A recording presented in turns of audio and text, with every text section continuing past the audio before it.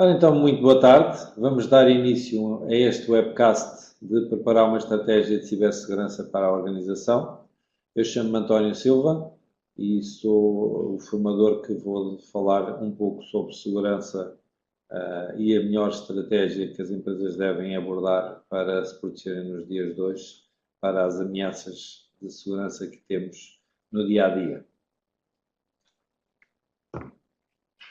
O que vamos falar hoje vai ser basicamente sobre segurança. No entanto, vamos fazer uma pequenina apresentação sobre o Grupo Rumos e a Galileu propriamente dita como pertencente ao Grupo Rumos.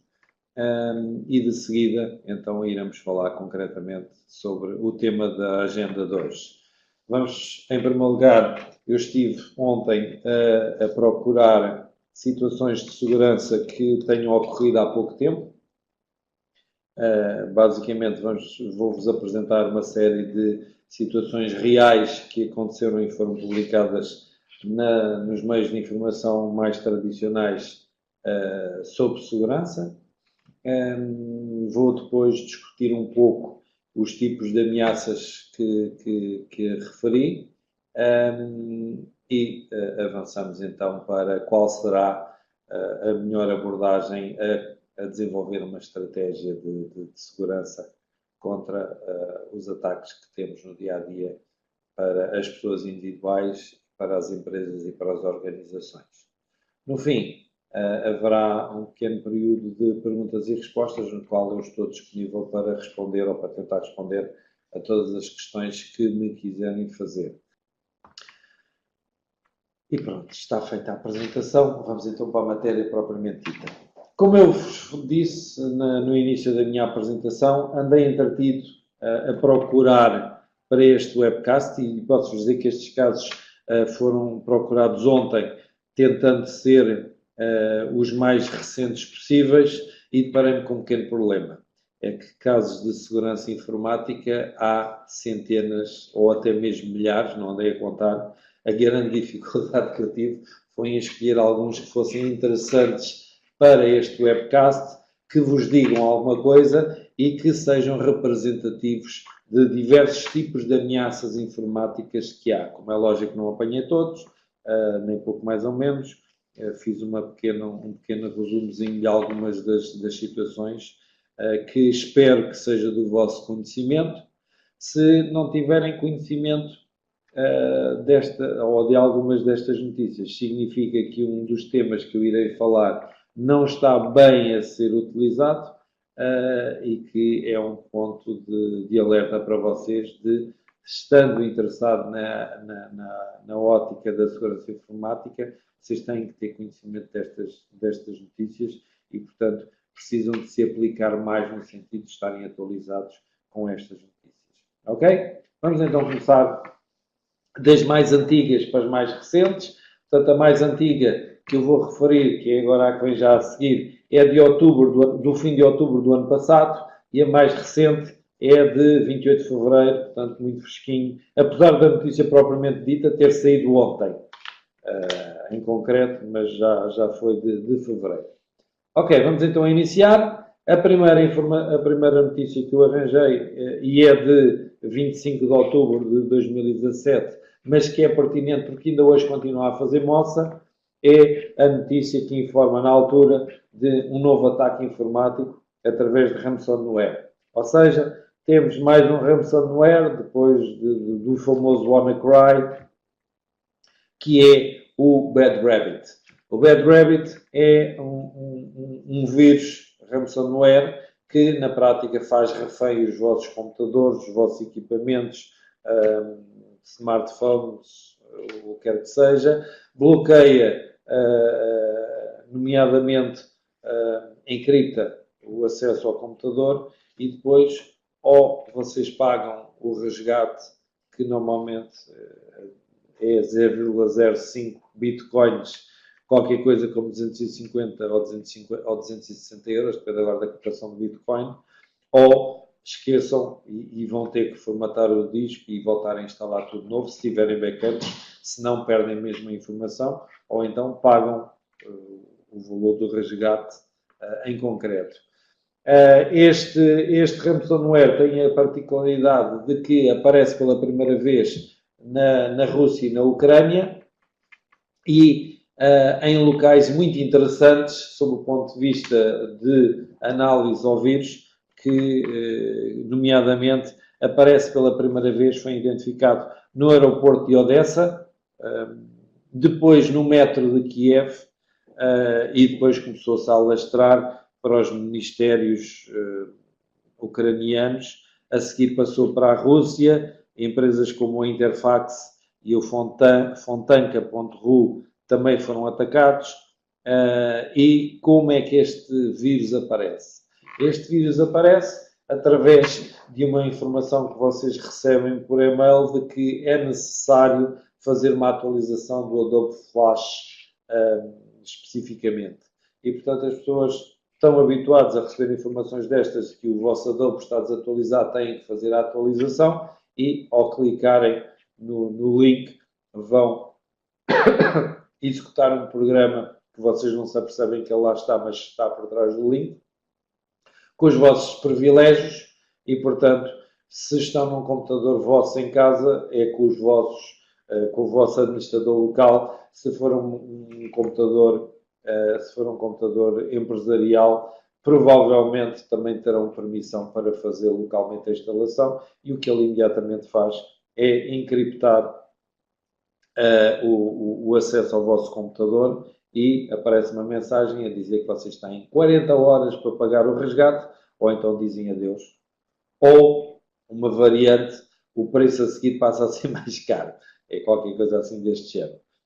Portanto, é mais um, o Bad Rabbit é mais um vírus na saga do WannaCry, e o WannaCry não foi o primeiro vírus de ransomware, mas foi aquele que teve, em termos mundiais, um dos grandes ou um dos principais impactos, dado o número de máquinas que conseguiu entrar e torná-las reféns em concreto. Por exemplo, lembro-me de há uns 2 ou 3 anos atrás, nós cá em Portugal sofremos um dos primeiros ataques ransomware, não foi o primeiro, mas foi um dos primeiros, no qual hackers romenos desenvolveram um vírus que o objetivo não era atacar Portugal, atenção, mas que, dado que há uma grande, penso eu, dado que há haver uma grande comunidade romena cá em Portugal, eles usaram Portugal como experiência para ver se isto tinha pernas para andar, e tinha. E, portanto, criaram um e-mail aparentemente da Polícia de Segurança Pública, da PSP, com alguém cá em Portugal fazer investigação a sério, e a informação, o nível de linguagem que aparece no mail é de uma força policial. Destaque, por exemplo, o pormenor de que não aparece na mensagem que vocês foram multados, que é tipicamente a mensagem que nós, o cidadão português tradicional, diz: fui multado, mas sim autuado, linguagem típica da PSP. Foram buscar, de certeza tiveram acesso a um mail da PSP, porque as imagens, os icons que aparecia lá e a linguagem policial nada faria prever que não fosse da PSP. E basicamente, não sei se se recordam, mas esse vírus o que fazia era mandar-vos um e-mail a dizer que vocês tinham sido autuados ou multados e que deviam de regularizar a situação o mais depressa possível, correndo o risco de ir parar a tribunal e, portanto, a multa ser de valor superior se isso tal acontecesse. Ora, como todos nós que conduzimos nunca temos a certeza se não fomos apanhados num controle secreto de tráfego, portanto, a tendência é ir lá ver o que é que se passava, e ao clicar naquele link ficávamos com o computador, não era fecheiro, era mesmo o computador, o arranque ficava bloqueado, aparecia uma janela que não permitia fazer rigorosamente mais nada, a informar-nos de que tínhamos o computador refém, e ou pagávamos o valor do resgate, ou nunca mais na vida tínhamos acesso a esse computador. E, portanto, esse foi dos primeiros que eu me recordo, um dos primeiros vírus do tipo ransomware. mas efetivamente para o mundo o mais conhecido hoje em dia é o WannaCry, dado o número de computadores e praticamente em todos os países que isso aconteceu.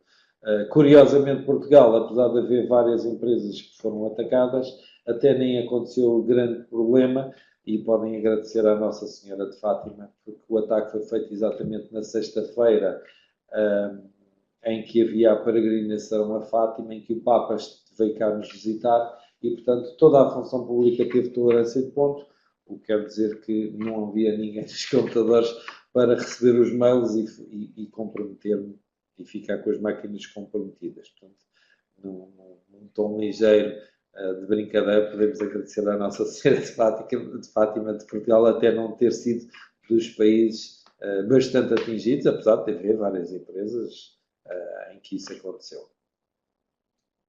Ora bem, outro exemplo de um ataque, agora que nada tem a ver com ransomware, mas sim com roubo de dados, e este basicamente não acredito que não haja um português que não se tenha apercebido deste tipo de ataque, nomeadamente os famosos roubos dos e-mails do Benfica, e que o Porto anda todo entretido a divulgar com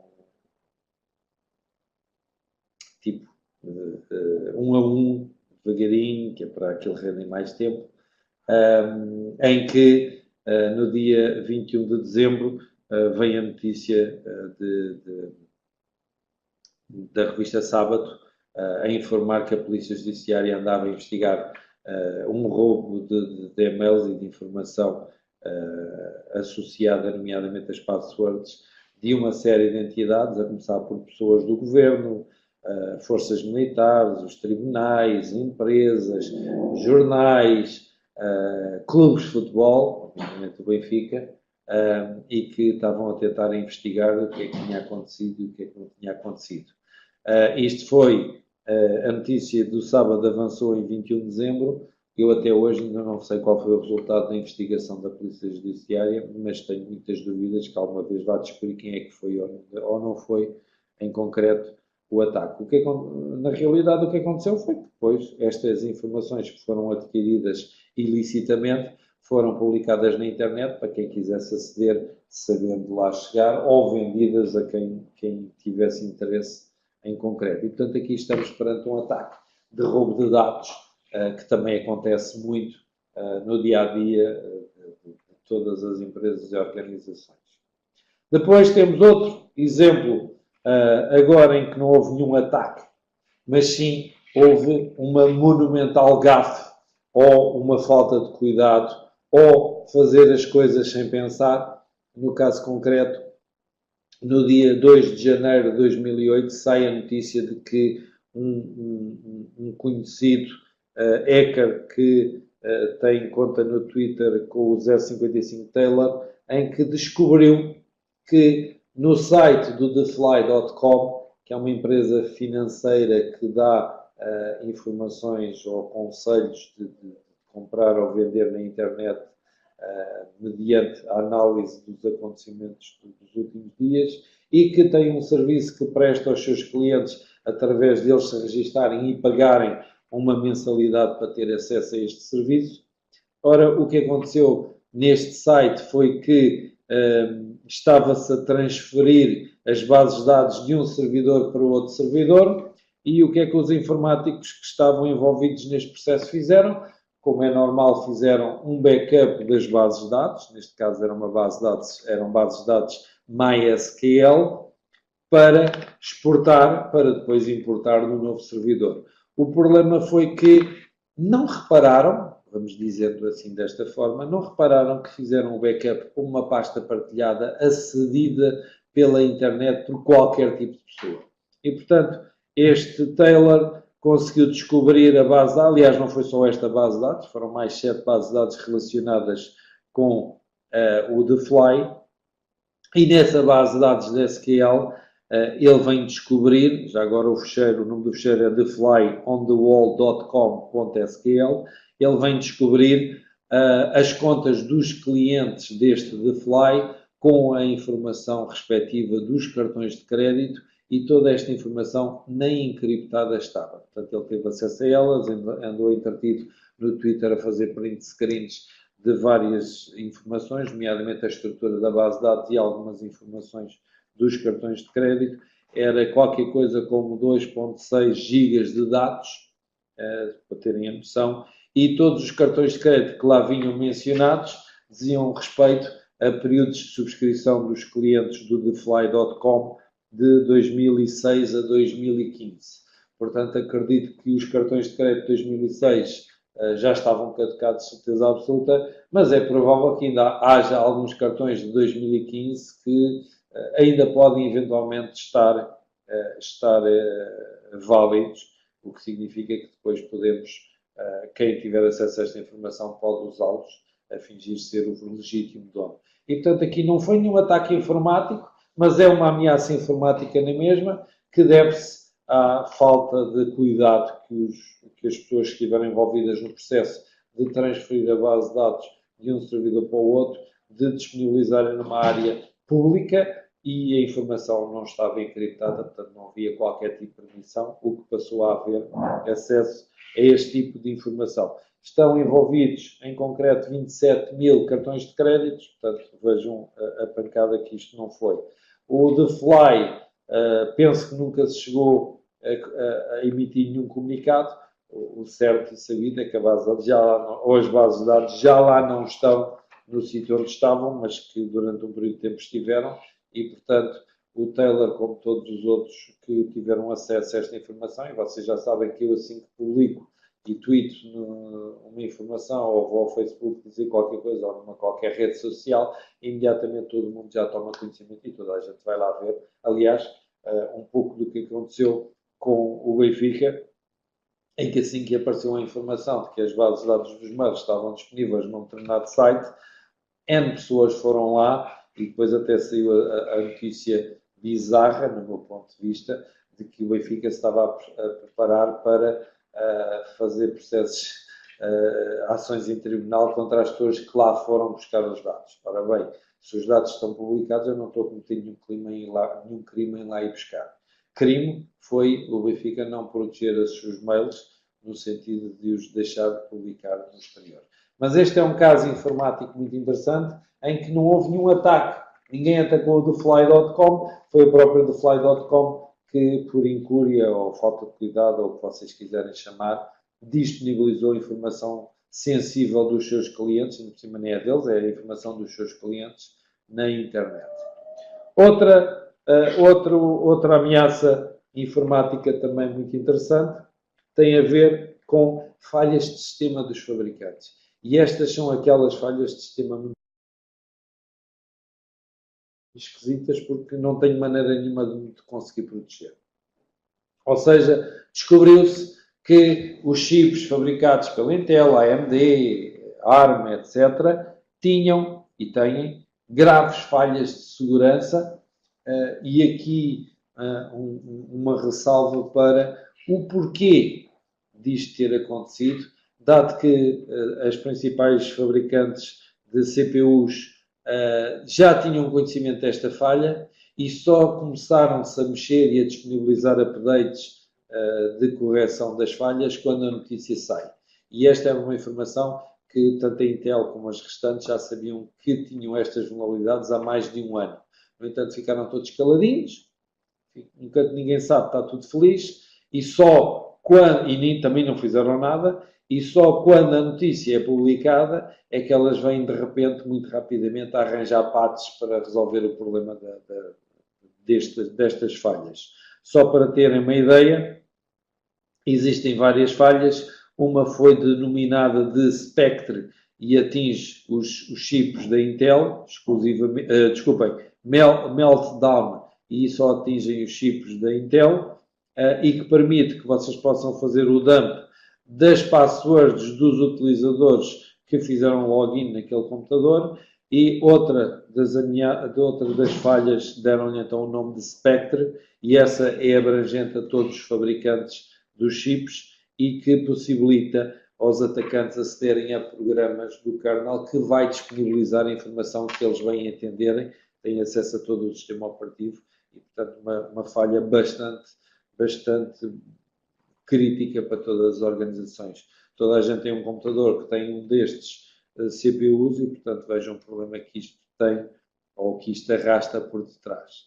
Aqui, além desse problema, eu levanto a lebre de o porquê de os fabricantes ficarem caladinhos e não desenvolverem de imediato correções às falhas assim que descobriram, e só fizeram isso quando foi publicitada a falha em concreto. Aliás, eu sei, é que fazer patches para isto custa dinheiro, custa tempo e logo dinheiro, e portanto só quando se viram envolvidos na questão em que agora as pessoas já sabem que de facto existe este problema, é que os próprios fabricantes se decidem a resolver e a desenvolver soluções para resolver as falhas identificadas.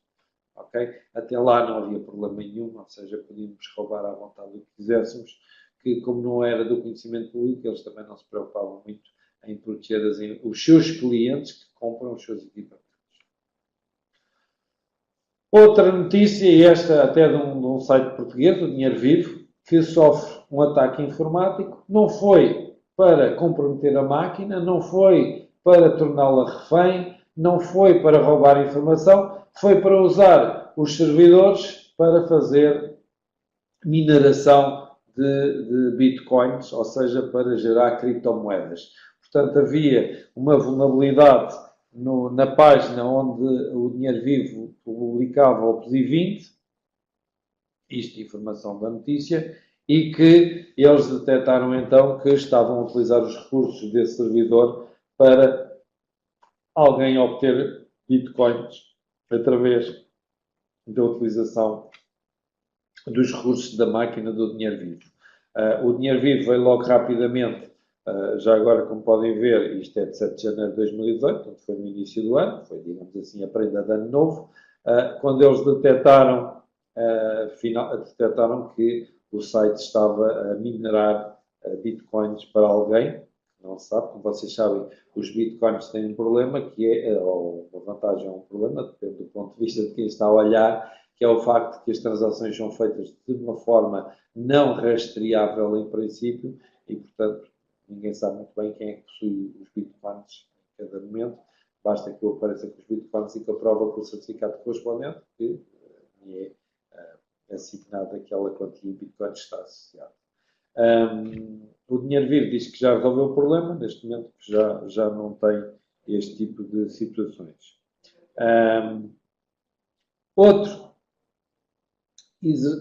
Outra falha também que temos, e esta está-se a tornar muito recorrente devido ao negócio, entre aspas, das vítimas, que é ataques, mais uma vez, de ransomware, mas a hospitais. Ora bem, posso-vos dizer que ainda há uns tempos atrás o Hospital Garcia Horta em Almada também foi atacado. Felizmente, a área onde foi comprometido o sistema não era crítica para o hospital, porque senão provavelmente iriam ter que fazer a mesma coisa que o Hospital Hancock Health em Greenfield teve que fazer. Ou seja, neste caso concreto, o ataque foi bem sucedido, porque o que eles atacaram foram os ficheiros, a ficha clínica dos pacientes, dos doentes. E, portanto, isto ocorreu no dia 12 de janeiro, a notícia aparece no dia 15 de janeiro, e o que acontece foi que os médicos, o pessoal clínico, deixou de ter acesso às fichas clínicas dos doentes, incapacitando-os de os tratar.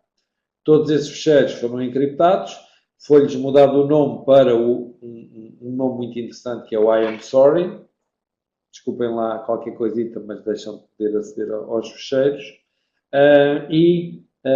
Veio a famosa mensagem do resgate a dizer que o hospital tinha 7 dias para pagar qualquer coisa como, já não me recordo bem,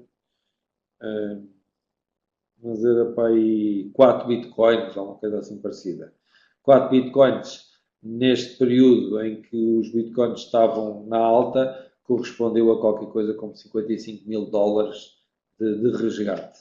E a curiosidade desta notícia não acaba aqui. é que ainda vem mais uma informação adicional muito interessante. É que o CEO do hospital, um senhor chamado Steve Long, provavelmente médico, informou que tinha um backup de todas as fichas clínicas dos pacientes, ou seja, tinham condições para ignorar a ação de resgate, bastava restaurarem a informação. O problema aqui foi muito simples, é o que acontece normalmente em empresas como hospitais ou companhias aéreas ou navegação, é o facto de que não se pode parar. E o CEO, ou a equipa do CEO, fizeram uma análise de risco e chegaram à conclusão que, ok, vamos restaurar. Isto quanto tempo vai demorar? Para voltar a ter a situação normal, vai demorar vários dias, eventualmente 1 ou 2 semanas, para voltarmos a repor isto tudo. Podemos estar uma semana parados? Não. Não é rentável estar parados uma semana e muito menos é aconselhável. Então eles optaram por pagar o resgate,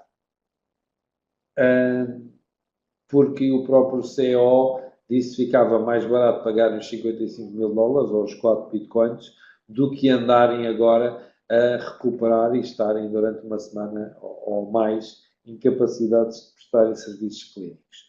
Portanto, aqui temos um caso concreto de ransomware com a agravante de que quem foi atacado não pode estar parado e aí é mesmo forçado a pagar o resgate. Aliás, toda esta lógica dos resgates vem sempre com a perspectiva de que o dinheiro a pagar é sempre inferior ao valor dos dados que estão encriptados, o que faz com que as pessoas acabem, muitas delas, por pagarem o resgate. E ainda por cima temos o problema de que muitas das vezes estes ataques nunca mais na vida são resolvidos, mesmo que a gente pague o resgate, eles não nos libertam os fecheiros em resgate ou o computador em resgate.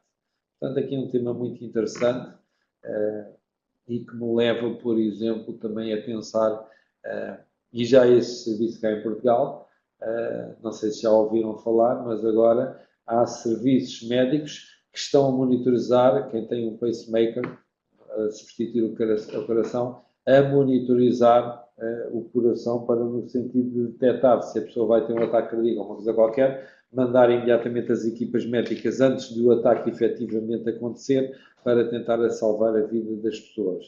Ora bem, se eu controlar o coração, até posso pedir um resgate muito superior, porque tenho a certeza que a pessoa, entre morrer e pagar o resgate, vai pagar o resgate. Portanto, tecnologias avançadas dá também problemas complicados a nível de segurança. Outro tipo de ataque, que é mais uma vez uma gafe, ou uma falta de cuidado, ou as pessoas não estarem a ver o que é que andam a fazer, em que nesta universidade, a Universidade de Coventry, em novembro de 2017, alguém da Secretaria, penso eu, enviou um mail para cerca de 2.000, enviou a informação para várias pessoas associadas à universidade, enviando um fecheiro em anexo que continha a informação pessoal de 2.000 estudantes. E, portanto, mais uma vez temos aqui uma situação em que nós estamos a armazenar dados que não são nossos, que dizem respeito a terceiros, a pessoas, clientes e fornecedores, ou a empresas, clientes e fornecedores, que não têm nada a ver com a nossa empresa, mas que, por incúria, por falta de cuidado ou por sofrer um ataque, essa informação que não é da organização aparece disponível para quem quiser ver na internet. E aqui também acontece uma coisa, também aconteceu aqui uma coisa parecida com o que eu referi há pouco, do esconder dos tipos de ataque, em que acontece que isto já aconteceu em novembro, diz respeito a 1930 estudantes, a universidade veio logo pedir desculpas nada, veio pedir desculpas só quando a notícia sai no dia 25 de janeiro de 2018, o ataque, esta falha acontece em novembro de 2017, portanto, sensivelmente 2 meses de diferença, Enquanto a notícia não foi publicada, ficaram todos caladinhos. Quando a notícia aparece de que esta informação foi disponibilizada por uma série de pessoas naturalmente, através do envio de um e-mail, é que vem a Universidade a pedir desculpa e a dizer, nomeadamente, que a informação que foi disponibilizada não tem nada a ver nem com passwords, nem com informação financeira ou as moradas dos alunos, o que me leva a crer, sem ter visto nada em concreto do que é que foi disponibilizado, que deve ter sido as notas dos alunos, porque se é uma informação confidencial e não é nem users, nem passwords, nem cartões de crédito, nem as moradas das pessoas, dependendo que sejam as notas dos alunos, portanto, provavelmente deve ter sido algum professor que lançou as notas e mandou a base de dados completa em fecheiro e ainda por cima mandou para pessoas que não devia de mandar, dado que depois se tornou público este tipo de informação.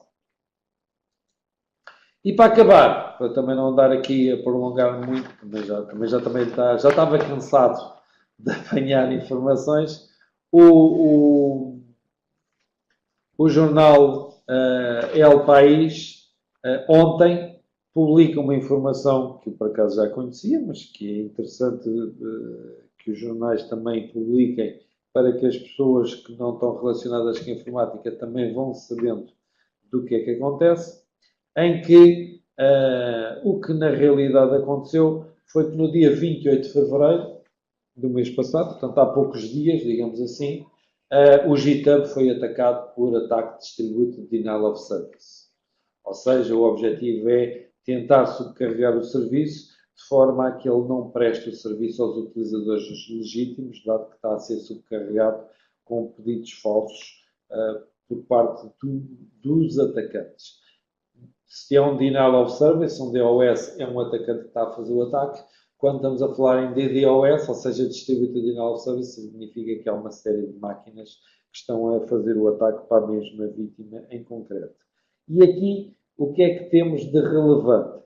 Aqui temos de relevante que o GitHub, que é uma plataforma web de projetos colaborativos e que posso-vos garantir que tem as tecnologias de topo e fez uma análise bastante eficaz das ameaças associadas, que iremos falar mais à frente, esteve cerca de 10 minutos em baixo o site, devido a um ataque de Distributed Denial of Service, que é o maior até agora, ao momento, dado que envolveu qualquer coisa como 127 milhões de pacotes enviados, a uma média de 1,35 terabytes por segundo. Ou seja, apesar da boa vontade e da implementação ter sido adequada do GitHub em termos de segurança, contra um tipo de ataques destes é impossível resistir. No entanto, os sistemas de segurança foram excelentes, porque o ataque é disputado às 17h21, 5 minutos depois, e portanto parou o serviço, às 17h26, 5 minutos depois, o serviço já está outra vez em pé. É claro que ainda é intermitente, mas já está em pé e já está a responder às ameaças. E mais 5 minutos, ou seja, 10 minutos depois do ataque inicial, às 17h31, o sistema estava reposto e a funcionar naturalmente, como antes de fazer o ataque. Portanto, esse sistema de segurança é excelente, porque conseguiu controlar e repelir o ataque e recuperar a informação que eventualmente possa ter sido perdida em 10 minutos. Tendo em conta que estamos a falar de 127 milhões de pacotes, a uma média de 1,35 terabytes por segundo, acho que fizeram um excelente trabalho aqui associados. Ok? Portanto, com isto, termino a apresentação de alguns dos exemplos. Eu espero, sinceramente, dado que vocês estão a assistir a esta formação, este webcast significa que são todas pessoas interessados com a problemática da segurança e, portanto, espero que todos tenham conhecimento destas notícias e que eu não as tenha dito agora pela primeira vez para vocês. Se não é a primeira vez e já conheciam-se, parabéns, significa que são pessoas informadas e que se informam dia a dia do que é que vai acontecendo no mundo da informática, nomeadamente no que diz respeito à segurança. Se algum de vocês não tem conhecimento destas informações todas, recomendo então o melhor cuidado para se informarem, porque na questão da segurança vocês todos os dias têm que ver o que é que está a acontecer no mundo. Não é só na vossa casa, é no mundo em concreto.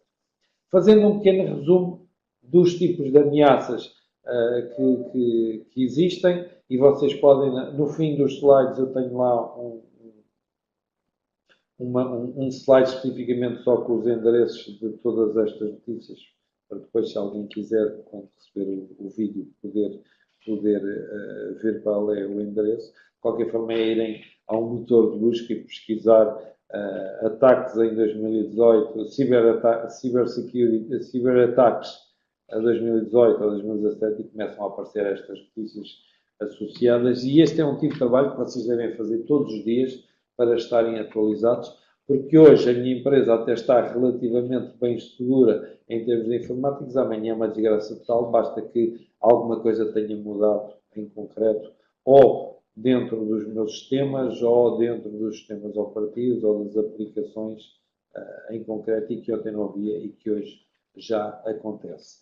Portanto, falámos de ransomware. O que é um ransomware? É um vírus que tem como objetivo tornar refém o nosso computador ou ficheiros do nosso computador. Como é que ele implementa isso? Manda-vos um logro para vocês clicarem ou executarem um determinado programa e quem cair na esparrela, das duas uma. Ou vos é aplicado um ecrã que vos incapacita de fazer o que quer que seja a partir daí e bloqueia o computador, ou deixa o vosso computador trabalhar naturalmente, mas sempre que tentarem aceder a um determinado ficheiro, um conjunto de ficheiros, eles estão encriptados, portanto vocês não conseguem abrir. Também falei de exemplos de roubo de dados, dados que tipicamente cartões de crédito, passwords, são publicados na internet depois de terem sido capturados por alguém numa determinada empresa. Falámos também das gafes que podem ocorrer, ou seja, não chega só estarmos preparados contra as ameaças externas, como também devemos estar preparados contra as ameaças internas para que não se verifiquem determinadas situações como aquelas relatadas atrás. Também falei de uma ameaça muito complicada de resolver, que são os bugs dos fabricantes. Já estávamos habituados a que os sistemas operativos e as aplicações tivessem bugs, não estávamos habituados a que o próprio hardware também tivesse bugs. Aliás, complemento esta história com uma notícia de há uns meses atrás, já há alguns meses atrás, em que uma conhecida marca de antivírus, ao testar uma série de smartphones, descobriu, e nos principais smartphones de marca, o iOS também lá está envolvido, a Apple, descobre que os smartphones que vocês compram novos já vêm com o vírus lá metidos internamente, e falta saber, e isso é uma situação muito complicada de descobrir, falta saber se são as marcas que já lá estão a pôr esses vírus espiões, ou se são as fábricas que desenvolvem e façam a montagem dos smartphones que os lá colocam. Como vocês devem calcular, estas fábricas estão na China. A China não dá autorização para ninguém lá ir ver o que é que se passa. Portanto, fica sempre na dúvida. Claro que as marcas dizem que não foram elas, mas depois também não há o contraditório e ficamos sempre naquela dúvida de será que foi o fabricante ou foi um empregado da fábrica XPTO na China. Ora bem, falando agora em concreto para a segurança informática, a primeira coisa que vocês têm que perceber de uma vez por todas, se é que já não perceberam, e o facto de estarem aqui leva-me a acreditar que sim, já se aperceberam, é que um ataque informático não deve levantar a questão: será que nos vai calhar a mim? Será que nos vai acontecer a nós também, aqueles vírus que ali foram referidos? Isso não se mete questão, porque vai acontecer. A pergunta verdadeira é: quando é que nos vai acontecer? Isso é que é a verdadeira questão, porque acontecer mais cedo ou mais tarde vai-vos acontecer. E, portanto, é a altura ideal de vocês começarem desenvolver e implementar uma estratégia de segurança informática para que se possam proteger destes e de outros tipos de questão. Portanto, é o agora que temos que fazer as coisas e não voltar para o ano, agora não tenho budget, etc. Isso é um erro brutal, porque depois não é depois da porta roubada que vocês vão trancar, vão pôr trancas na porta, porque já não vale a pena. Portanto, a primeira questão que eu vos coloco, claro que não estou à espera de respostas, é: já têm uma estratégia de cibersegurança nas vossas organizações?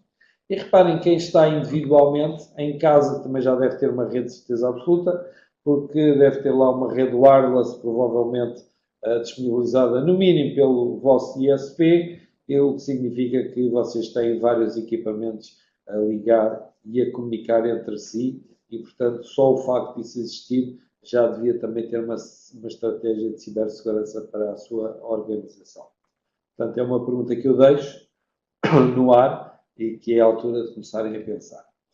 Uma pergunta que eu vos posso fazer, também não esperando respostas, dado que só me ouvem e eu não vos ouço, e não vou estar a olhar para o chat a ver as vossas respostas, já agora neste momento temos 44 participantes, é: por que raio é que há tantos ataques de segurança, de cibersegurança? Há assim tantas pessoas a odiarem-nos para nos quererem mal e fazerem estes ataques? E a resposta é não. É que os ataques de cibersegurança dão muito dinheiro. E este é um estudo de janeiro de 2018, também há um estudo de fevereiro de 2018, desta empresa hackmagedon.com.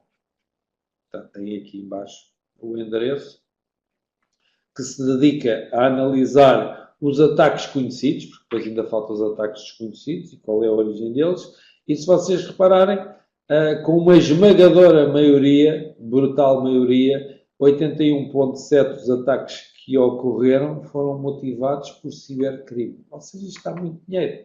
Como eu vos referi há pouco no ransomware, reparem que se eu cobrar se eu criar um vírus deste género, enviar para uma série de pessoas nacionais e cobrar 5 euros por desbloquear a encriptação que eu implementei, 5 euros é um valor que vai fazer com que a esmagadora maioria não se importe de pagar para se verem livre daquele problema. Dificilmente irão à polícia, mesmo que vão à polícia também é difícil localizar. E eu agora, se conseguir comprometer uma máquina, ganhei 5 euros. Se conseguir comprometer 1000 máquinas, já ganhei 5 mil euros. Se eu atacar 100 mil máquinas, já são 500 mil euros que eu estou a ganhar. Portanto, isto está mesmo muito, mas mesmo muito dinheiro. E, portanto, cada vez vai haver mais ameaças e mais e mais e mais. Já agora, só por curiosidade, o segundo elemento que origina ciberataque são as espionagens industriais. Normalmente entram aqui as empresas, porque enquanto eu mando o site do meu concorrente abaixo, significa que ele não vai fazer vendas e há uma boa probabilidade das vendas começarem a cair no meu site. Também temos a Terceira Guerra Mundial, o Cyber Warfare. Todos os países já estão envolvidos. Nós também já temos uma equipa de ataque em que, digamos que é o Tucatulá, agora é o país X a atacar o país Y, agora é o país Y a atacar o país Z e assim sucessivamente. Também é muito utilizado em concreto. Os restantes, ativismo, portanto, ataques por motivações políticas ou por motivações religiosas, tem muito pouca expressão, 1,7%, praticamente não é nada.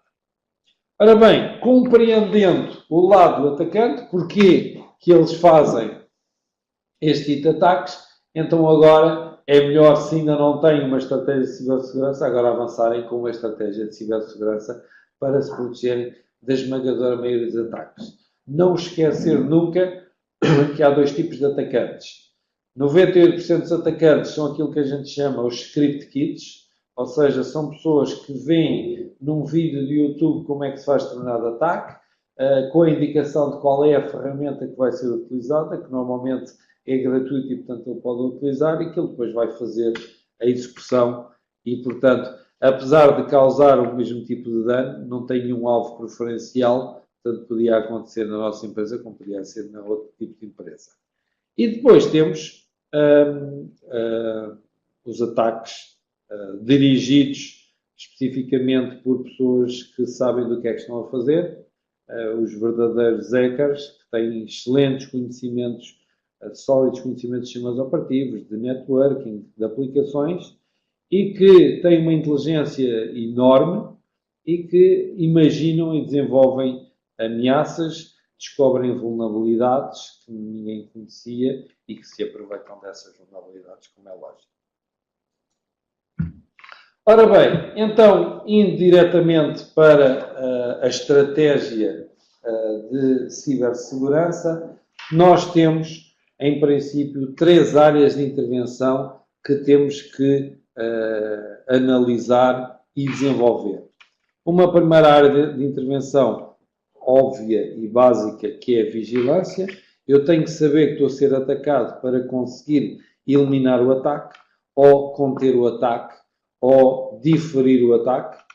E, portanto, é uma área importantíssima.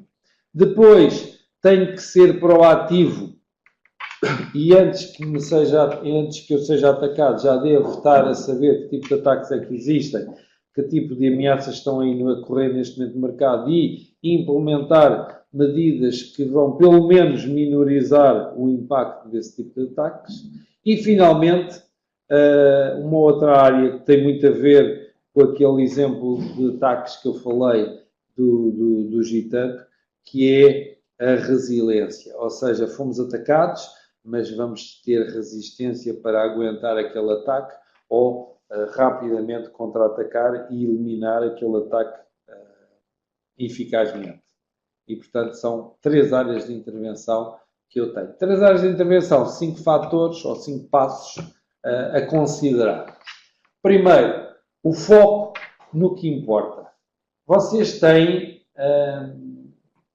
um enorme conjunto de elementos informáticos, aquilo que eu chamo os bens informáticos.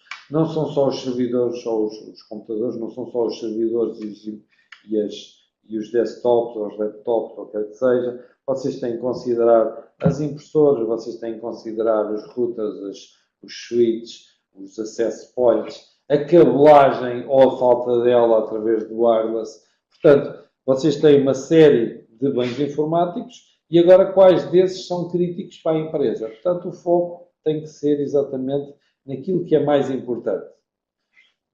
Não se esqueçam que vocês devem se preocupar com aquilo que vos dá dano efetivo ou que pode pôr em causa a existência da própria organização e só se tiverem tempo é que vão se preocupar com outras questões de segurança que não são assim tão relevantes para a empresa e que, se forem exploradas e atacadas com sucesso, também não sai um grande problema para a empresa a partir daí.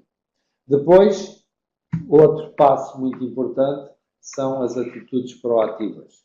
Não vale a pena chorar sobre o leite derramado.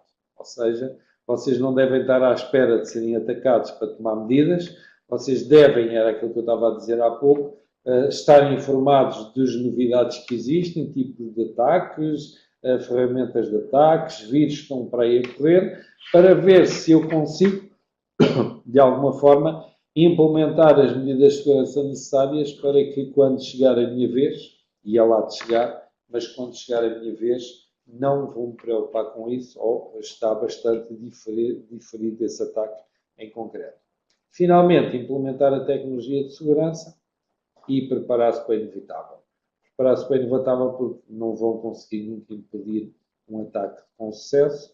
Vão conseguir sim é que a possibilidade desse ataque ter sucesso está resumida a meia dúzia de pessoas e não à esmagadora maioria dos script kids, ou seja, de pessoas que não têm grandes conhecimentos de segurança, mas estão a utilizar uma aplicação, viram um curso como é que aquilo se faz e estão a experimentar e estão a achar piada àquilo, independentemente do dano que isto vai causar para esses utilizadores, para as vítimas em causa.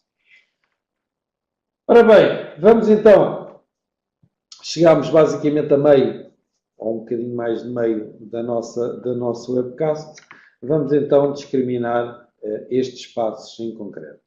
Foco no que importa. O que é que isso significa, foco no que importa? Primeiro de tudo, é importantíssimo que vocês façam um inventário dos bens informáticos. Tal como eu referi, não é só fazer a lista dos computadores, servidores, portáteis que vocês têm. É tudo o que tem a ver com a vossa informática, tudo tem a ver com os vossos sistemas de informação. Reparem que se eu tiver um troço de caminho em que o cabo da rede está disponível, alguém pode, através daqueles jacarés, aquelas pinças específicas, começar a monitorizar os vossos pacotes e, a partir daí, disputar ataques ou roubar informação pertinente.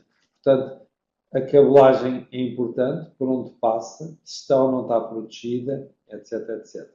Eu penso que vocês todos já viram programas de espionagem ou que envolvem hackers e veem que eles chegam ao edifício, não estão na empresa em questão, estão normalmente cá em baixo na cava, uma coisa qualquer, onde passam os cabos, metem lá aquelas pinças e imediatamente passam a controlar as câmaras de vídeo da empresa, os sistemas de segurança, elevadores, etc, etc. Já toda a gente viu filmes em que os ladrões atacam normalmente pela via informática e depois é que vão fisicamente atacar para roubar a informação. Portanto, inventário dos bens informáticos. Para quê? Para que eu possa saber quais desses bens informáticos são críticos para a minha empresa, quais desses bens informáticos são valiosos para a minha empresa. E, portanto, passamos para a fase seguinte, que é, agora com o inventário dos meus bens informáticos, vou classificá-los. E vou classificá-los por importância. E agora começa a dificuldade nas empresas. É que inventariar os bens informáticos é da responsabilidade do informático. O departamento informático tem a obrigação de fazer este inventário. Agora, classificá-los, já não pode ser ele a classificar. Já tem que ser um trabalho conjunto entre eles e os gestores que vão utilizar aquela tecnologia. Ok? Por exemplo, um site é importante ou não é importante? Se calhar para o informático é assim. Mas se a empresa vende 100%, se 100% das suas vendas é feitas pelo site, então aquele é um bem crítico para a empresa. Porque se o site estiver em baixo, significa que não há dinheiro a entrar na empresa e, portanto, até pode correr o risco de pôr em causa a continuidade do negócio. Portanto, classificá-los por importância. Aqui há toda uma liberdade. Tradicional, há 3 tipos de categorias, chamemos-lhe assim. Os críticos, os intermédios e os de baixa importância, mas vocês podem ter 4, 5, 6 escalões, depende do que querem fazer e como é que querem discriminar os bens associados. Depois, para cada um deles, mas principalmente para os que já estão conectados com a classificação de críticos ou muito importantes para a empresa, vamos ver quanto é que eles valem.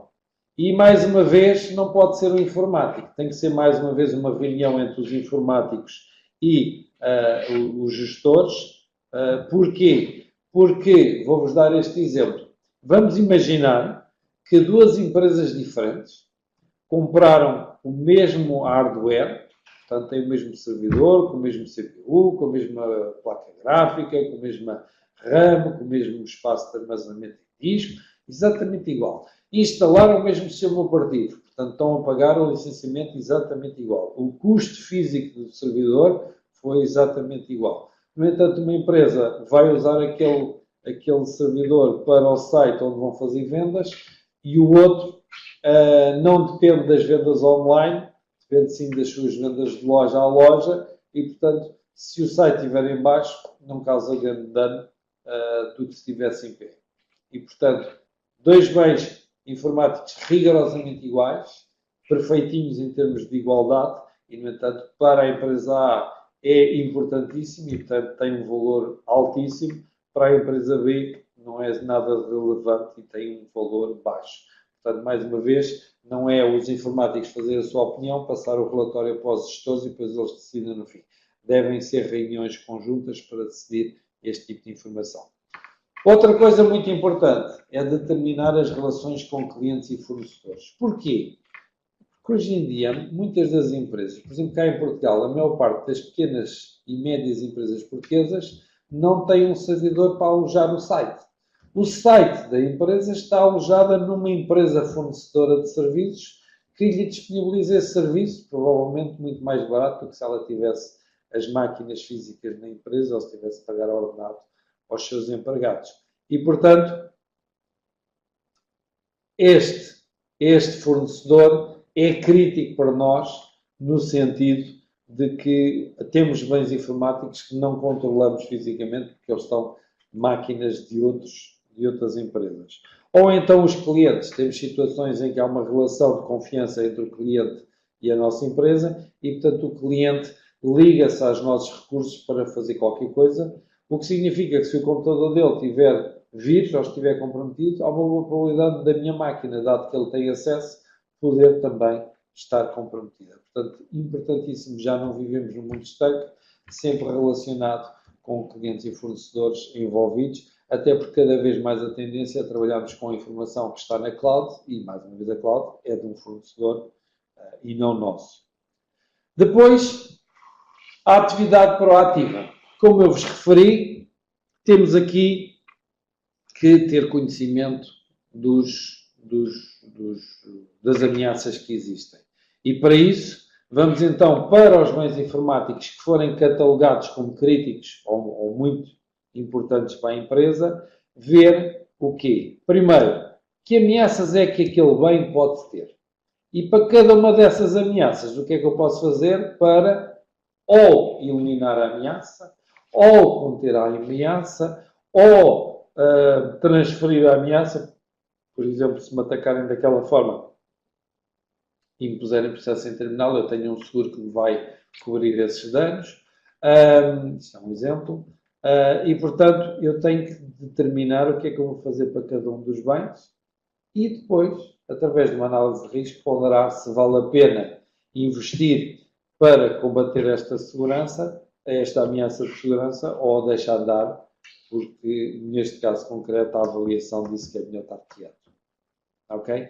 E portanto, como eu costumo dizer nas minhas formações de segurança, vocês não devem gastar 50 mil euros para proteger um bem que vale 5 euros, como também não deviam gastar 5 euros a proteger um bem que vale 50 mil euros. E aquilo que eu referi anteriormente, informarem-se todos os dias sobre as ameaças do dia, aquilo que a gente chama um zero day. Zero day é um novo ataque que ainda ninguém conhece e, portanto, qualquer máquina que ele consiga chegar vai ter sucesso no ataque. Se eu conseguir saber que neste momento está a correr um vírus XPTO que está a fazer este tipo de comportamento e que está a fazer este tipo de situações, eu posso imediatamente alertar os colaboradores, os colegas da minha empresa, no sentido de se precaverem e de não caírem na esparrela deste vírus ou desta armadilha em concreto. Ok? Desculpem, voltei para trás. Outra área, e esta, elas são todas importantes, mas esta eu acho crítica porque a esmagadora maioria dos ataques ocorrem com sucesso graças à engenharia social. O que é a engenharia social? É o enganar as pessoas, levando-as a fazer qualquer coisa que elas nem se apercebem que estão a fazer. E isto começa não pelos empregados da empresa, mas pelas FIAs, que é outra das falhas que eu vejo em muitas empresas portuguesas. As FIAs não estão sensibilizadas para a segurança. As FIAs continuam a olhar, muitas das vezes, para o investimento em segurança como uma despesa e não um investimento crítico. Porque hoje em dia não há empresa nenhuma no mundo que não trabalhe com a informática. Se a informática parar, o negócio para. E, no entanto, continuamos a ver muitos gestores olharem para isto. Quando a gente diz, olha, precisamos de um servidor, mais um servidor, mais despesa, para que é que era um servidor? E a minha vontade logo de dizer é para brincar. Eu quero montar aqui uma rede de jogos, que é para estar aqui divertido, já que não tenho trabalho nenhum cá na empresa, para estar entretidos. Se eu estou a precisar de um servidor, é porque eu preciso de melhorar um serviço que provavelmente na empresa não está nas mais devidas condições. Mas, no entanto, a postura, na esmagadora maioria das vezes, é as FIAs que, lá vem este a pedir dinheiro, A informática está sempre a gastar dinheiro, estamos aqui todos quase a trabalhar para a informática poder gastar dinheiro em tudo e mais uma coisa, e isso é errado. Portanto, as FIAs têm que ser sensibilizadas. Quando as FIAs estiverem sensibilizadas, então avançamos para o restante da empresa, nomeadamente os colaboradores. Os colaboradores têm que ter obrigatoriamente a noção de o que é que está envolvido e serem responsáveis e serem responsabilizados. Ou seja, se eu na quarta-feira passada dei uma ação de formação ou de sensibilização ao departamento X da minha organização, disse-lhes cuidado, andam aí uns vírus que vêm nos mails que têm estas características. E a pessoa Y desse departamento na segunda-feira vai-me clicar no link, ele tem que ser responsabilizado. Ele foi informado, ele foi sensibilizado, ele foi esclarecido. Portanto, não pode continuar a olhar também para a empresa como isso é um problema da empresa, não é um problema meu. Até porque se a empresa parar, ele também não recebe ordenado. E, portanto, de uma vez por todas, as pessoas têm que ser sensibilizadas e perceberem o que é que está em causa a segurança. Não se deve, na minha opinião, fazer formações gerais para todos os empregados. Porque, exemplo, se eu fizer uma formação para 100 empregados, vão estar 5 a dar muita atenção ao assunto e vão estar 95 no Facebook ou a ler mails. E ninguém está a ligar nenhuma. Devem ser as ações de sensibilização, devem ser feitas com poucas pessoas, que é para nenhuma delas ter a possibilidade de fugir à sensibilização, e já agora devem tentar arranjar metodologias interessantes que os cativem. Sei lá, por exemplo, eu chegar a um colega meu e dizer assim, olha, empresta-me o teu cartão de multibanco ou o teu cartão de crédito e dá-me aí o código que é para eu preciso fazer uma compra. Não. E eu digo, não porquê? Então o cartão é meu e o dinheiro é meu. Então quer dizer que não podes partilhar essa informação? Não, claro que não. Então porquê é que estás a partilhar o teu user e password? Porque a informação é idêntica. O valor por detrás, se calhar, é até muito superior ao dinheiro que tens no multibanco. Este tipo de exemplos faz com que as pessoas fiquem mais sensibilizadas e comecem a pensar melhor sobre o assunto. E deixa de haver a filosofia de o administrador de segurança implementa uma política de passwords em que diz que vocês têm que mudar a password de 30 em 30 dias e eu vou passando pelos locais, os escritórios, e vejo post-its com a password nos monitores ou debaixo do teclado ou na mesa ou o que é que seja. Portanto, passarem até esse tipo de sensibilização. Ou então, por exemplo, agarrar numa pen, instalarem um daqueles milhares de programas que estão disponíveis na internet, em que o que ele vai fazer é apresentar-se no sistema como se fosse, por exemplo, um teclado, que é para não haver aqueles pop-ups, nem avisos aos utilizadores, nem nada.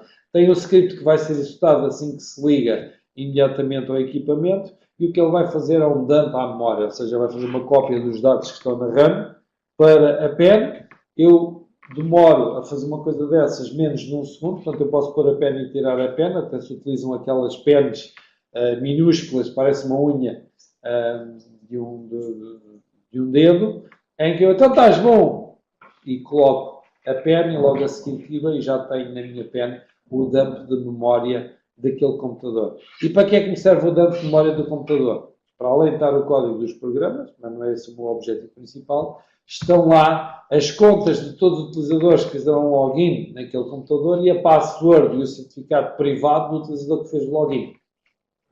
E desencriptado. Simples, não é?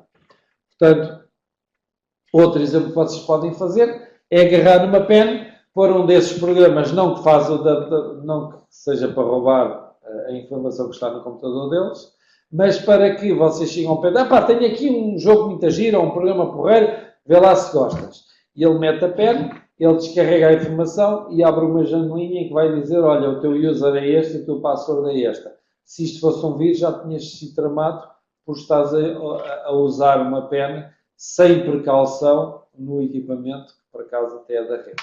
Isto são alguns exemplos que eles começam a pensar, começam-se a perceber e a pouco começam-se a sensibilizar para a questão e já não fazem as falhas que naturalmente hoje em dia fazem facilmente todos os dias.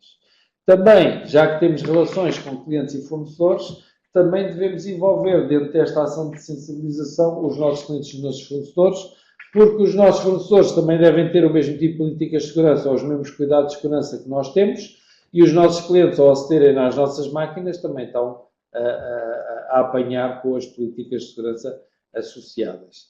Como eu disse, e volto a repetir, este esforço tem de ser contínuo, não termina num curso ou numa ação de sensibilização. Tem que se repetir periodicamente. Eu diria que, para a realidade de hoje, para os tipos de ameaças que temos hoje, no mínimo, vocês deviam fazer de 4 em 4 meses uma ação de sensibilização, e se calhar 4 meses até já é demasiado. Mas pelo menos 3 vezes por ano ou 4 vezes por ano devem fazer isso. Depois, implementar tecnologias de segurança.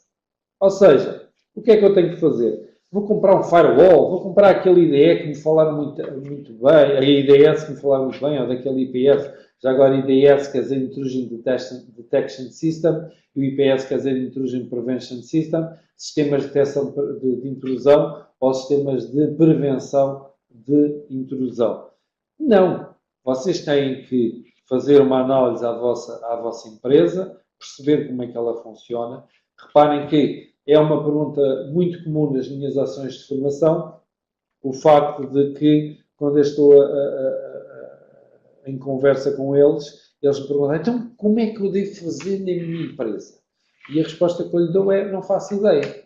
Porque, reparem, uma empresa que os seus colaboradores estão todos localizados na mesma sala, tipo open space, então estão lá 100 pessoas. Ou uma empresa que tem essas mesmas 100 pessoas espalhadas por várias salas do mesmo prédio, já são coisas diferentes em termos de segurança informática. Se ainda por cima está espalhado em vários andares do prédio, é outra. Se está espalhada pelo país ou pelo mundo, é outra. Ou se tem armazéns, ou se tem lojas, e que é preciso comunicar com eles. Se a empresa tem empregados com uma faixa etária da minha, apesar de eu ser informático, a esmagadora maioria não é informático, não são muito sensíveis à utilização de informática e é-lhes fácil serem enganados. Se a empresa tem jovens, que já estão mais sensibilizados para a informática e para as questões de segurança, a mesma resposta já é completamente diferente. Portanto, não há uma resposta de chave na mão e, portanto, vocês têm que primeiro analisar a vossa organização e perceber como é que ela funciona. Perante isso, é obrigatório, então, desenhar políticas de segurança. Ou seja, especificar para cada uma das áreas o que é que se deve fazer. Regras obrigatórias no desenho de políticas de segurança. Têm que ser claras. Ser claras quer dizer que não é uma regra que tem 3 km de texto. Porque ao fim da terceira ou quarta linha já me perdi completamente, já me esqueci do que é que estava ali para trás. Não, tem que ser políticas claras e síntese do que é preciso fazer. Exemplo de uma política de segurança que toda a gente conhece. A política das passwords. O que é que a política das passwords vos dá? Diz que a password tem que ter uma determinada dimensão. Não há dúvida nenhuma, é claro e simples. Tem que ter 7 caracteres, tem que ter 10 caracteres, tem que ter o número de caracteres que vocês querem. Clara, concisa e muito simples de ser entendível. Tem que mudar de 15 em 15 dias. Mais uma clara, simples e concisa, e assim sucessivamente. Outra coisa que as políticas também têm que ser, é serem fazíveis. Não vale a pena estarem a inventar uma política, depois não há maneira nenhuma de implementar. Exemplo, a partir de agora é proibido a utilização de pens nos equipamentos da empresa. E depois tenho o diretor financeiro que esteve a trabalhar em casa e quer uma folha de Excel para entrar, para colocar no seu computador porque veio de casa, e aquela política não deixa pôr a pen e ele vai-vos exigir que tem que entrar. Ok? Mais uma vez, se voltarmos atrás e sensibilizarmos a administração, a ordem é do administrador, o diretor de financeiro já não vai ter nada que mandar vir connosco por causa da regra que não o permite fazer determinada coisa. Depois, outra coisa muito importante, eu desenhei, ou alguém desenhou as políticas de segurança, foram implementadas, são claras, são concisas, todas foi conseguido implementá-las e agora, 6 em 6 meses, de ano a ano, vêm uns auditores fazerem uma auditoria das políticas. O que é que os auditores, na realidade, estão a fazer? Estão a pedir as políticas de segurança que vocês têm e estão a verificar se elas estão a ser cumpridas.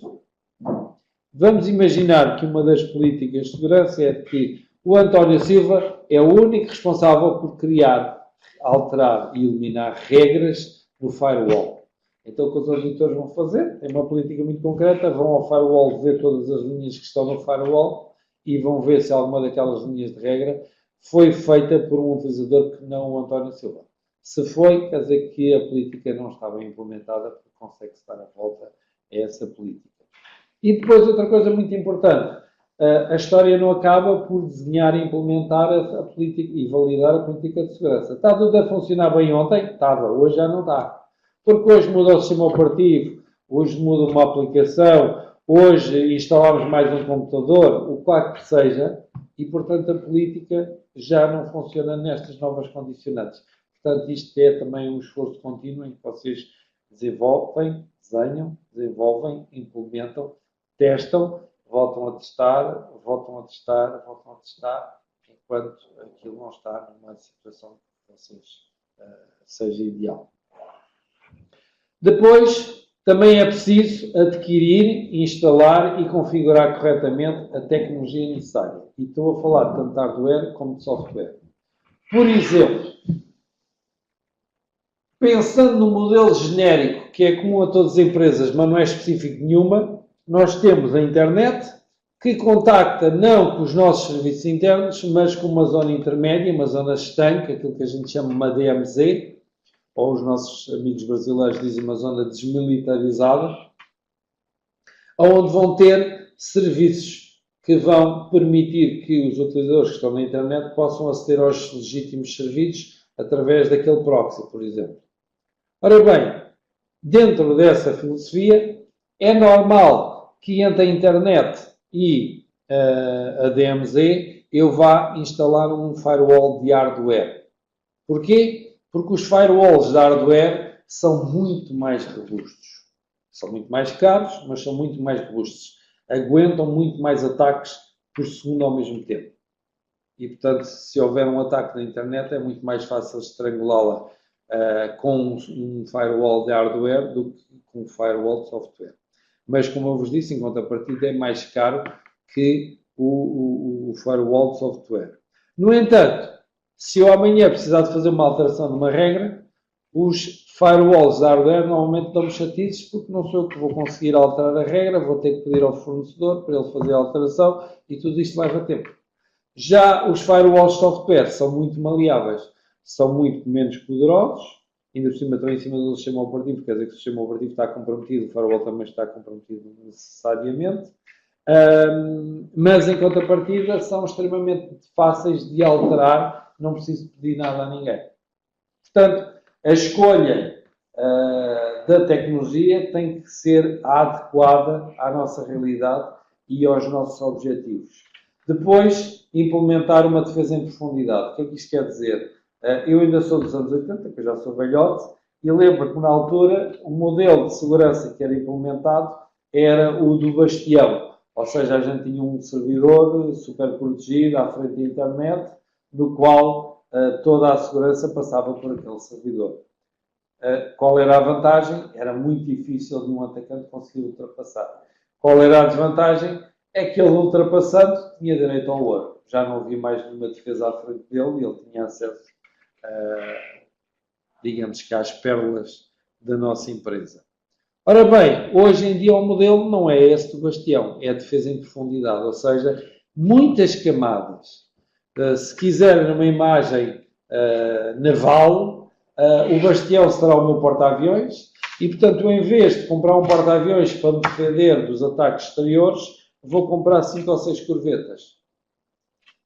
Como é lógico, o atacante vai demorar 3 dias, isto é um exemplo, a ultrapassar a defesa de hardware, se calhar não chega a um dia para ultrapassar a defesa de software.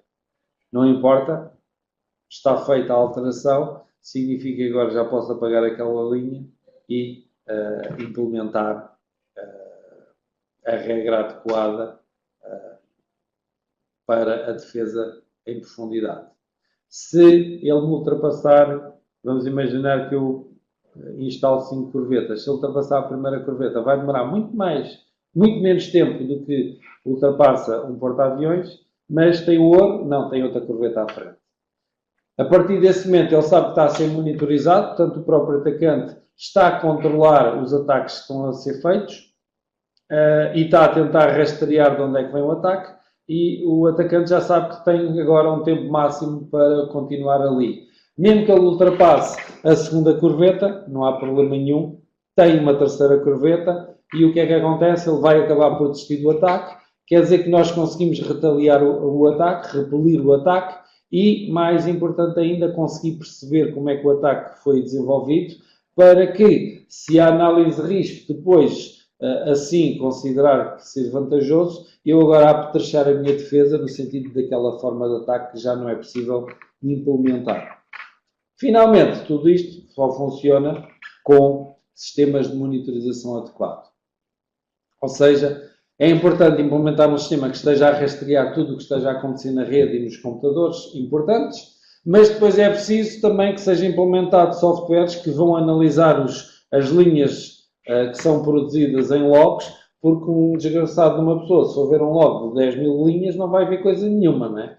Enquanto que estes programas são inteligentes e vão detectar ou assinaturas do ataque ou comportamentos que levam a concluir que estamos na possibilidade de um ataque e, portanto, agora a pessoa que está a monitorizar só se vai preocupar com os alertas efetivados e não com toda aquela informação que, na maior parte das vezes, nem tem grande interesse, é só lixo. Também importante ter antivírus atualizados, ter os sistemas operativos atualizados, ter software atualizado. Ou seja, são conhecidas muitas vulnerabilidades, mas também grande parte dessas vulnerabilidades já existe um patch que vai corrigir essa vulnerabilidade de forma a não poder ser explorada efetivamente. E, portanto, existem fabricantes que nós podemos optar por ter uma política bastante eficaz de atualizações, em detrimento de outros que têm pontualmente uma vez por mês, que fazem atualizações, quer que seja. Tanto faz ser sistemas operativos, como seja de softwares ou aplicações, etc. Como eu referi há bocado, analisar os logs para identificar as tentativas de ataque, implementar uma política de sai um patch de segurança é para implementar já, a não ser que a análise de risco diga que é melhor esperar mais um bocadinho, e testar sempre os nossos sistemas periodicamente. Lá porque hoje parece que está tudo bem, não significa que amanhã não esteja já a haver várias falhas de segurança. Ok? Finalmente, e para concluir, e estamos a chegar ao fim, para concluir o processo, falta ter a certeza absoluta que vamos ser atacados com sucesso. E, portanto, temos que nos preparar para o inevitável. E preparar-nos para o inevitável é responder a questões como: se formos atacados, quem é que a gente vai comunicar para dirigir o processo de contenção e repelir o ataque em concreto? E depois do ataque ter sido concretizado, quem é que vai fazer a análise forense? Depois do ataque. Não se esqueçam que, em termos legais, em Portugal, só a Polícia Judiciária é que está autorizada a fazer a análise forénsica ou empresas que sejam contratadas pela Polícia Judiciária. Se vocês se puserem a fazer por vocês próprios análise forense e depois entregarem essas provas à Polícia Judiciária, poderão ter dissabores muito complicados, porque a lei proíbe de nós podermos fazer isso. Depois, dado que a monitorização é uma área crítica das nossas organizações, quem é que vai ser contratado para a equipa azul, para a Blue Team? Em termos de terminologia, estão definidas filosoficamente duas equipas, a equipa azul e a equipa vermelha, a Blue Team e a Red Team. A Blue Team normalmente é associada à equipa que está de prevenção, de monitorização e de resposta às ameaças. A Red Team é aquela que faz os testes de penetração e tenta explorar as vulnerabilidades em cada caso. Portanto, quando estamos na nossa organização, é a Blue Team que nos interessa, portanto, quem é que vamos contratar para fazer isso? Normalmente é o desgraçado nas empresas, normalmente é o desgraçado da administrador de rede, que além de todo o trabalho que já tem que fazer, ainda tem mais esta tarefa, o que logo faz com que não tenha tempo de certeza absoluta para estar informado das novas ameaças e vai-se fazer um péssimo trabalho de monitorização, a não ser que vocês subcontratem uma empresa que preste esse serviço por vocês, por exemplo, mas tem os custos adicionais de terem que pagar esse serviço. Depois, quem é que devemos notificar em caso de ataque? Numa multinacional é bom, por exemplo, avisar a casa-mãe. Ou, se estivermos a sofrer um ataque de denial of service, também pode ser interessante falar com o nosso ISP para que bloqueie o tráfego, porque está a ser identificado aquele tráfego que estamos a ter como um ataque de denial of service. Clientes, colaboradores externos, devem ser alertados? Sim ou não? Se sim, o que é que lhes devemos dizer? Reparem que vocês nunca ouvem nenhum banco português a dizer que foram atacados com sucesso. O que vocês veem os bancos a dizer é fomos atacados, repelimos o ataque sem qualquer problema, no entanto, apelamos às pessoas para terem este tipo de comportamentos. Quando eles vêm com esta conversa é porque foram atacados com sucesso com aquele tipo de ameaça. Ok? Só que não é nada interessante informar os clientes, os colaboradores, os fornecedores, as pessoas em geral, de que fomos atacados com sucesso. É por isso que aqueles 2 anúncios que eu vos dei de ataques, tanto a Universidade ficou calada, como a Intel e Companhia Limitada também ficaram calados até que seja descoberta, publicada essa informação. Finalmente, também muito importante, quanto tempo demora a conter uma falha de segurança, quanto tempo demora a voltar às atividades normais. No caso do GitHub, daquele anúncio, o GitHub teve um trabalho espetacular porque contiveram o ataque em 5 minutos e repuseram o serviço normal em mais 5 minutos, ou seja, demoraram 10 minutos a voltar tudo ao normal. No entanto, vocês têm que analisar, no vosso caso, o que é que podem fazer e isso leva quanto tempo a restabelecer a situação normal. Tão importante como fazer estas questões é testar as questões. Ou seja, se o departamento informático diz, ok, se o site for abaixo, demora 30 minutos a reiniciar o servidor, depois demora mais 2 horas a restaurar os dados, portanto, na prática, nós temos capacidade de, ao fim de 2 horas e meia, estarmos prontos a trabalhar normalmente. Hoje em dia, com a virtualização, é fácil de vocês não estragarem a área de produção e criarem um ambiente de teste exatamente igual ao ambiente produtivo e fazer essa experiência. Agora vamos lá ver se os informáticos conseguem cumprir os timings que foram ditos. Os informáticos empregados da empresa ou as empresas prestadoras de serviço. Ok? Também é possível e, portanto, é fazível fazer isto. Ora bem, feito isso, está concluída a minha exposição desta matéria, deste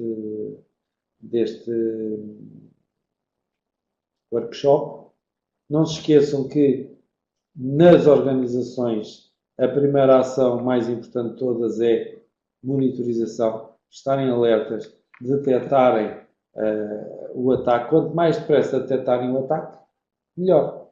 Reparem que existem casos verídicos de grandes empresas, estou-me a lembrar de um dos principais bancos norte-americanos, em que os atacantes conseguiram comprometer os acessos a áreas do banco, conseguiram aceder à informação e o banco demorou 8 meses a descobrir que tinha sido atacado. E isso é muito mau, porque durante 8 meses os atacantes continuaram a ir lá tantas vezes quanto quiseram. Ok?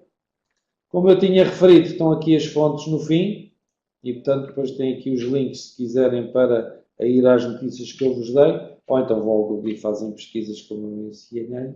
E entramos agora, da minha parte está tudo, entramos então agora na parte das perguntas e respostas, em que estou aqui disponível para qualquer esclarecimento que queiram dar. Da minha parte, agradeço a vossa atenção e o interesse em virem assistir a este evento. Espero voltar a encontrar em eventos posteriores e estou agora aberto a perguntas que vocês queiram eventualmente fazer. Muito obrigado a todos. E agora vou olhar para o chat, que é para ver as perguntas que vocês vão fazer.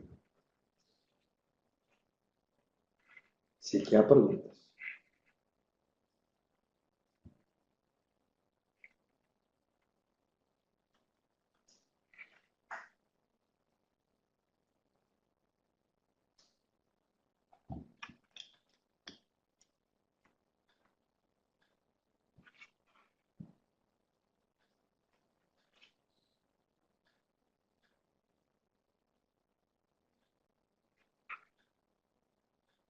O José Fernandes pergunta se vamos ter cópia da apresentação. Foram logo dos primeiros slides, sim. Demora normalmente 1 a 2 semanas. É-vos enviado por e-mail a cópia destes slides.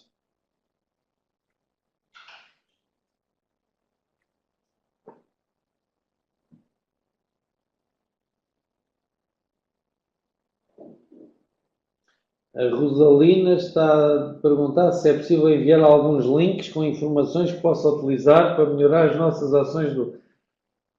o melhor link, sinceramente, Rosalina, chama-se Google. Todos os dias saem ferramentas novas, todos os dias saem ameaças novas e todos os dias saem informações destas que vos ajudam as empresas. Aliás, existem standards, por exemplo, o ISO 27001 de segurança informática tem lá uma série de especificidades para ajudar exatamente as organizações a, se quiserem seguir aquele modelo, para aplicar nas mais diversas áreas de segurança, inclusive a parte da sensibilização e a parte da monitorização. Espero ter respondido à pergunta.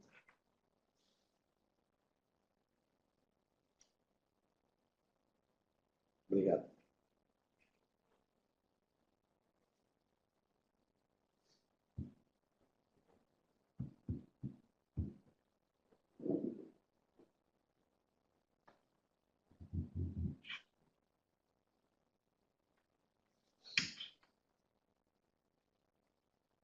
Temos aqui várias pessoas a responder. Obrigado, Paulo. Fico contente de teres gostado.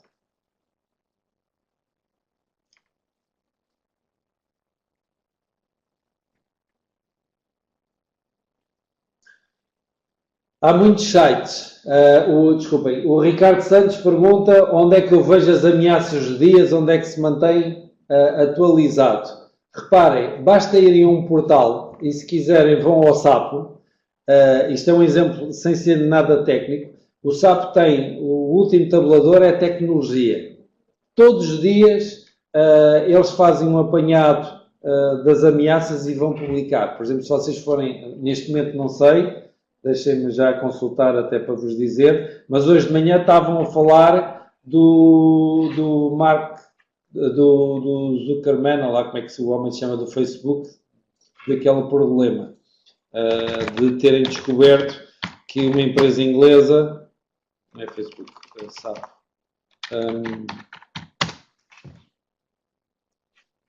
só para vos mostrar, estão a ver, tem aqui esta parte da tecnologia e quando ela aparecer, agora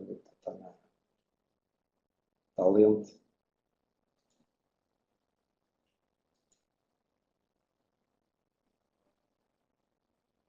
Olha, põem fotos dos seus filhos pequenos nas redes sociais? Não devia. A lei da proteção dos dados.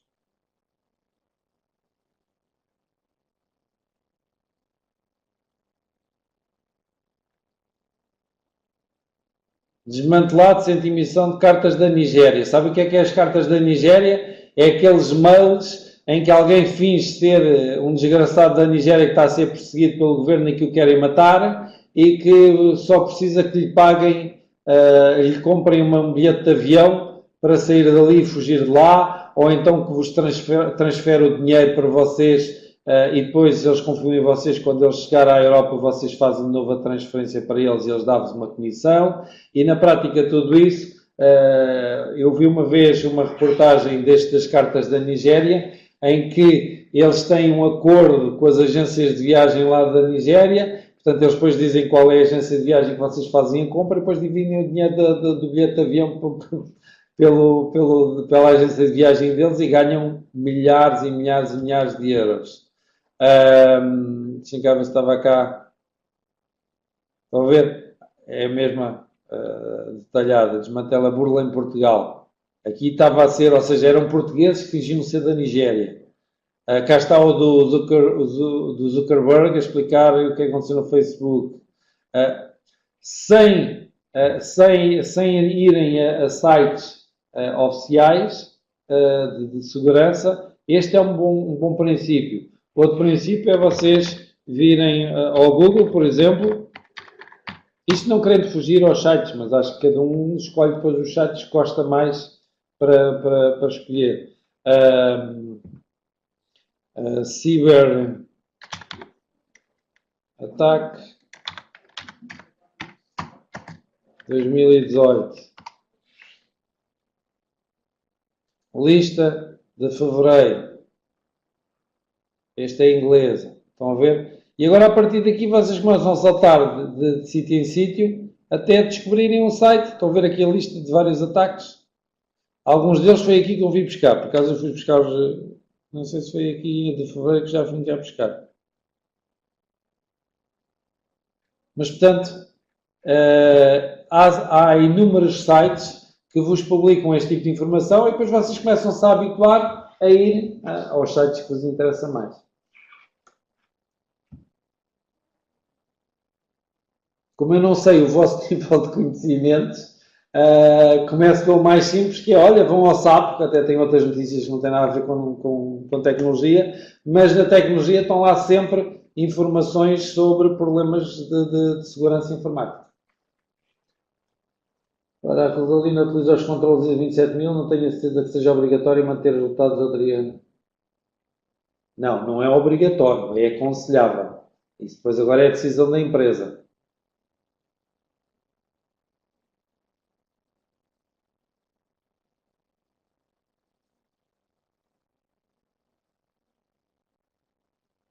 Reparem que só é obrigatório se vocês quiserem tirar a certificação. Aí têm que cumprir todos os requisitos que lá estão, têm que ser cumpridos. A norma do ISO 27001 nasce normalmente como um aconselhamento às empresas de, como normalmente não têm grandes especialistas de segurança lá dentro, pelo menos têm ali uma normalização de boas práticas. Depois, se a empresa faz ou não faz, a decisão é dela. Se eu quiser o certificado, para depois ter uma mais-valia, por exemplo, a minha empresa está a concorrer com uma empresa concorrente para uma determinada prestação de serviço e eu tenho o ISO 27001 e a outra empresa não tem, o cliente que vai contratar deverá ponderar isso. Significa que eu estou a seguir boas práticas e o outro, não quer dizer que não as siga, mas pelo menos não passou pelo critério de examinação de ir ver por uma auditoria se está a cumprir ou não está a cumprir esses requisitos. Sim, quem fornece serviços de informática é uma mais-valia ter a certificação.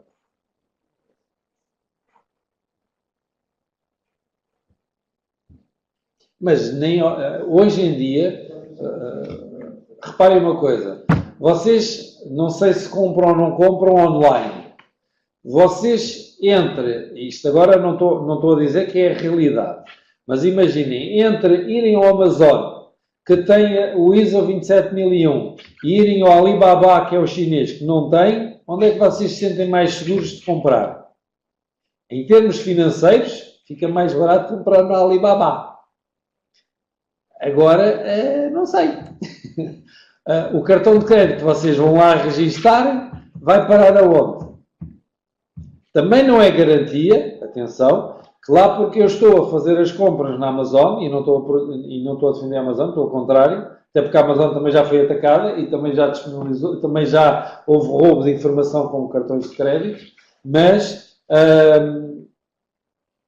à partida, se uma empresa já passou e continua a passar periodicamente por auditorias de segurança informática e parece que está tudo conforme porque continua a ter o certificado, o ISO 27001, eu tenho tendência a confiar melhor na empresa que tem esse certificado do que na outra, que apesar de ter uns preços mais baratos, não sei o que é que eles andam a fazer aos meus dados. Portanto, é sempre uma mais-valia. Obrigado, Sérgio.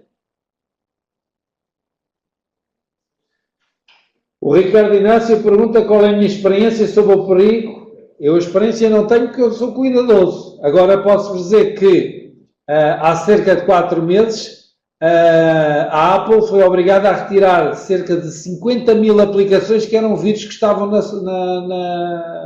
na store deles. Porque ao contrário do que se pensava, a Apple e a Google não andam a testar as aplicações. E, portanto, havia lá software malicioso, que já era reconhecido como malicioso, e eles continuavam lá com o software, até que houve uma ação judicial que obrigou a Apple a retirar uma brutalidade de aplicações. Portanto, nunca se sabe o que é que lá está. O Joaquim Nunes pergunta, tendo em conta compras online, o Multibanco Way é seguro? Seguro não há nada. Agora, com este tipo de mecanismos, a tua perca nunca será demasiado elevada. Por exemplo, vou falar de um que eu conheço, que é o PayPal. O PayPal tem um seguro. Aqui estamos a falar, por exemplo, não da eliminação do perigo, da ameaça, mas sim do transferir o problema para terceiros. Eles têm um seguro em que, se vocês forem roubados, eles devolvem-vos a quantia. O MBWay, não faço ideia se tem seguro ou não. Agora, não acreditem em nada que vos vendam como seguro. Isso não existe. Não há nada 100% seguro. Agora, podem haver mecanismos que seja o sistema mais robusto. Um sistema como o PayPal ou como o MBWay são sistemas em que estamos a esconder o cartão de crédito. Nós não introduzimos o cartão de crédito nesses sites. Nós introduzimos um acesso a uma terceira entidade. Essa terceira entidade é que lá vai introduzir o seu código e não o nosso, o seu cartão de crédito e não o nosso.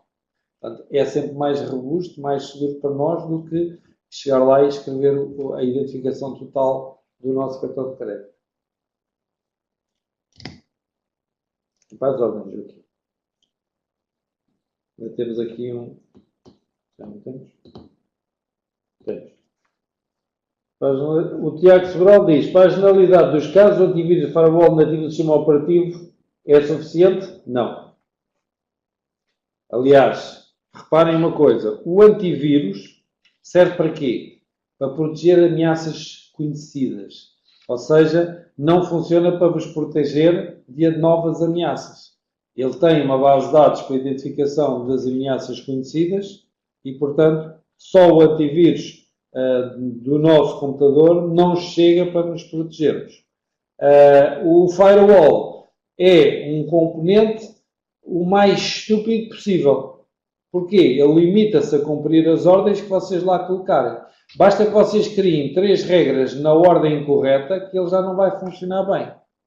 Dentro do modelo, hoje em dia, perfeitamente aceito por todos, de defesa em profundidade, cada computador individual numa empresa, cada PC dos empregados deve ter um antivírus atualizadíssimo e um firewall. E depois a rede deve também ter antivírus e firewalls para complementar estas defesas. Só os do computador não chega.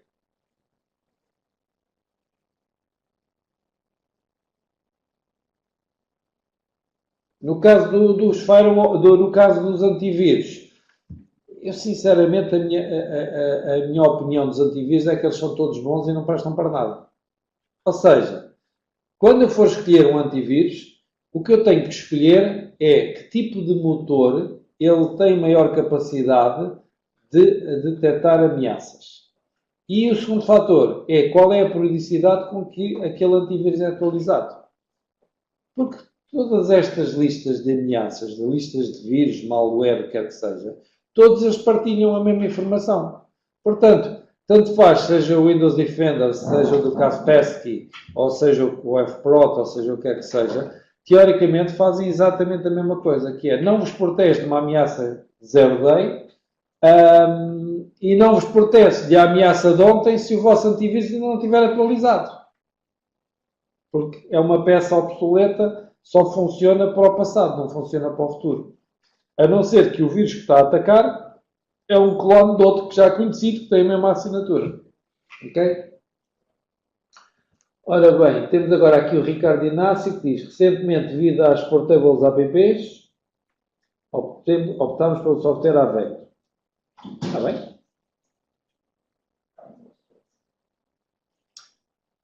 O Joaquim Nunes diz que o firewall dos routers é suficiente? Não. Volto a insistir na mesma resposta que dei há bocado. Defesa em profundidade. Deve lá estar, mas é preciso mais.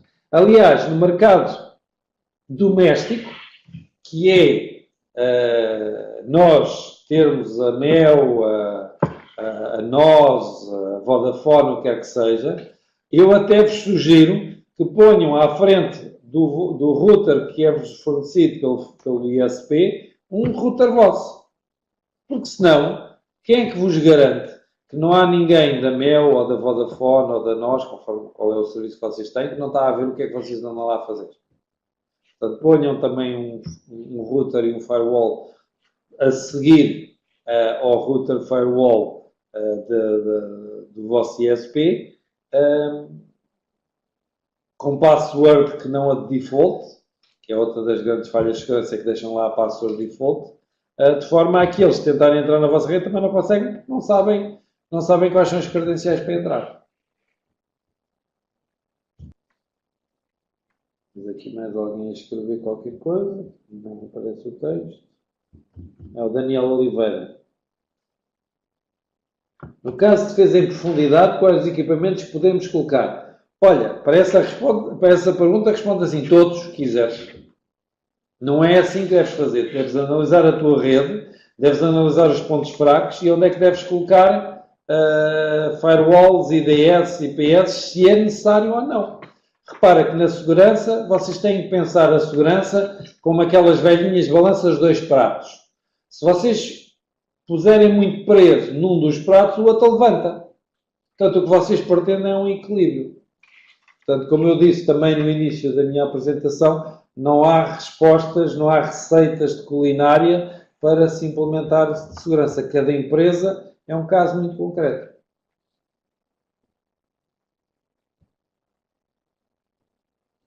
Numa perspectiva geral, muito geral, vocês devem ter um IPS à frente, se bem que isto é polémico porque há opiniões para todos os gostos e feitios. A minha opinião é, como o IPS está a prever o ataque, deve estar à frente. A seguir deve vir um firewall para bloquear muitas das ameaças conhecidas. E depois um IDS de rede. E eu não sou adepto de pôr o IDS à frente do firewall. Depois, nos servidores críticos, também devo pôr um IDS para, agora não um IDS de rede, não um Network IDS, não um NITS, mas um HITS, um Host IDS, para proteger o tráfego que entra e sai de um servidor que é crítico.